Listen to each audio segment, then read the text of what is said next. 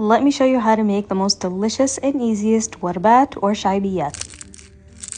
These delicious pastries are just layers of buttered phyllo dough that are stuffed with a clotted cream and are baked until crispy. The first thing you need to do is make the custard, which is a Middle Eastern clotted cream. And to do that, you need to start off by boiling some milk and adding vinegar until the curds separate. Once the curds separate like this, then you're going to strain them and set them aside to cool.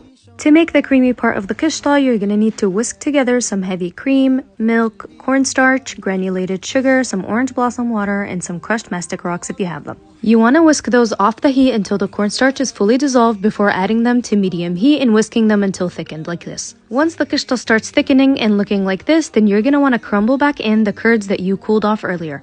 You're going to want to crumble them up as fine as possible and whisk them together until it's fully thick and incorporated. Transfer the mixture to a bowl and then add some cling film or plastic wrap right on top and let it touch so it doesn't form a skin, and then you're going to let it cool completely before using. Now this is optional, but you can just take an immersion blender or a food processor and process this until it's all completely smooth, but I prefer the texture differences. To prep my warbat, I'm just using a box of phyllo dough, and I'm prepping my pan by brushing it with some softened ghee, and I'm cutting my warbat into 9 or 12 equal squares just like this.